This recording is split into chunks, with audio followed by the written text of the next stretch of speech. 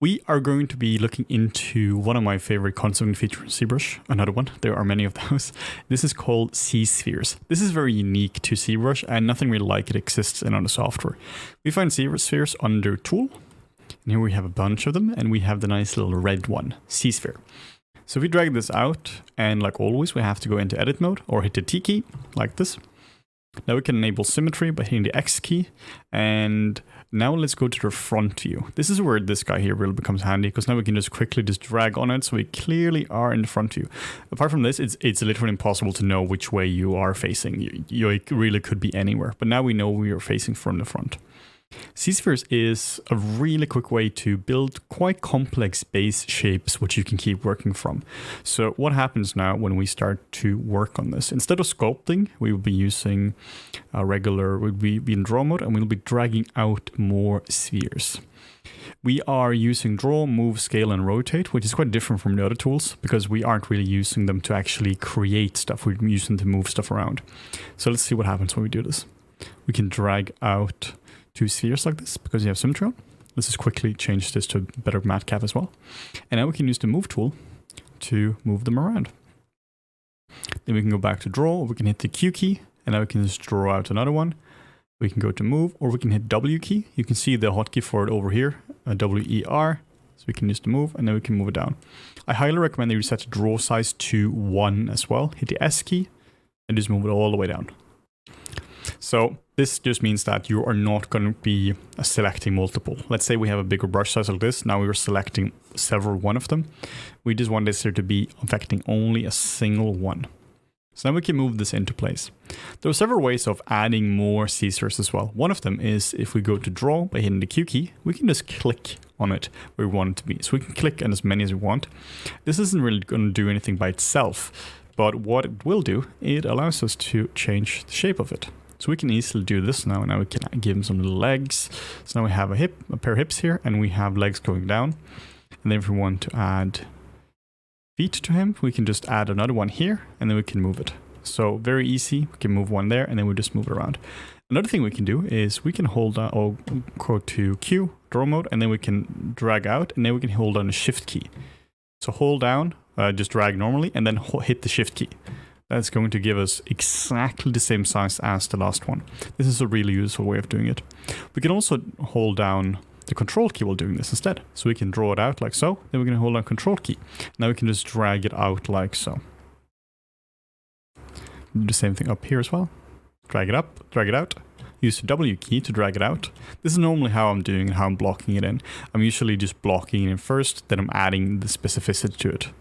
And add the arms to it. We can drag out another one, hold down, and then shift key. And we drag out the arms like so.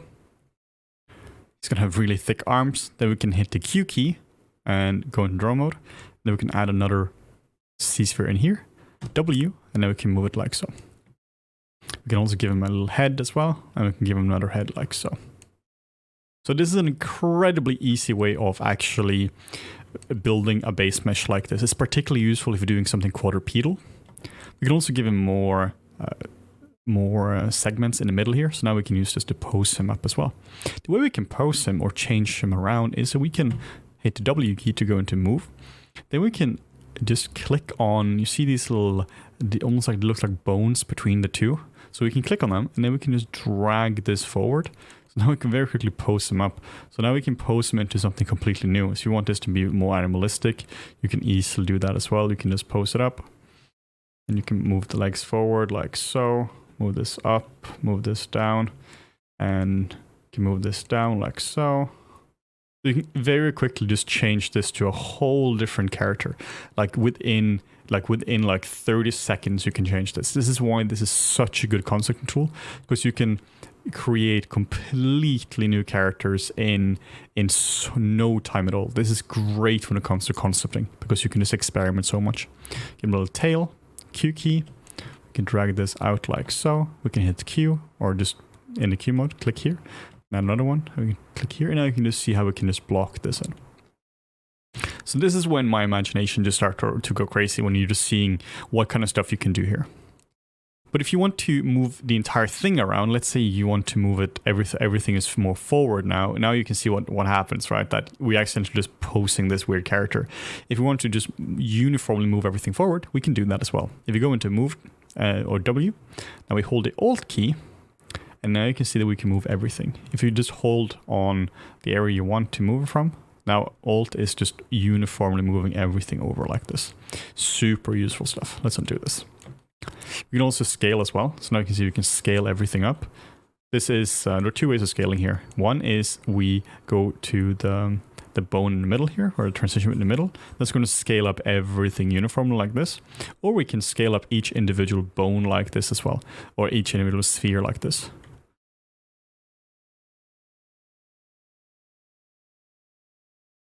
We can also hold down the Alt key, and we can go on a single Z-sphere like this, and we can just scale up everything, just really fatten up, make it thin, and just up and down. That works really well.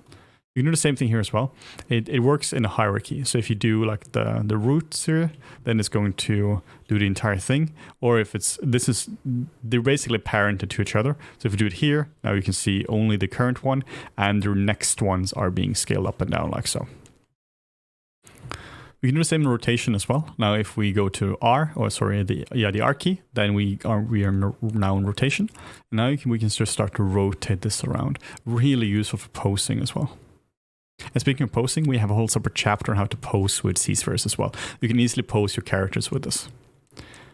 A little tip too is that if we go over this and you see that there is like they have a direction, the Zspheres. So if you hold on the Alt key, you can now twist it around like so. Just move this over here. If we want to preview this into polygons, we hit the A key. Clearly, there's no point in having him like this, because this is pointless. Like as we need to convert into polygons, we can sculpt on them. So we hit the A key, and now it looks like we have nice little polygons. But if we look a little bit further, you can see that this looks suspiciously dynameshed. So we have to make sure it's not dynameshed. So if we go under A key, just to toggle between polygons and non-polygons. If we go to adaptive skin, then we set the dynamesh resolution all the way down. You can also click it here as well. This is just on our tool, the adaptive skin and preview. And there we go. Now you can see that we have really nice workable topology. Now keep in mind this topology here is not going to be final topology. You need to definitely keep working on it in terms of like retopology and stuff. But this is really good because you can start sculpting on it right away because it has very nice and even flow. So really good as a starting point. So you can preview, you can also set the resolution up and down. It's really nice to have a super low resolution like this. And now if you want to convert this to actual polygons, currently it's just a preview mode. You can see here, only preview. If you want to convert this to actual polygons, we hit make adaptive skin here, or we click make polymesh 3D. Either will work. The only difference is it gets a different suffix, or prefix rather. So adaptive skin, now you can see Zsphere 1 and PM3. So there we go. If you hit A on this now, you can see that it doesn't matter how many times you try it. This is now completely converted to polygons. So the cool thing about this is now we can keep working on this. If we just want to do a quick demo now, if you use BMV to get the move brush up and running, now you can see that we can just keep manipulating this, and you can just very easily just start to get in some actual volumes for this.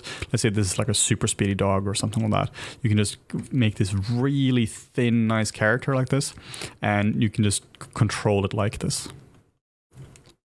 If you want to add thickness to it, you can use BIN for inflate, and now you can just really add some thickness to the different areas like this. Super useful stuff. And as long as symmetry is on, now we get really nice and clean symmetry.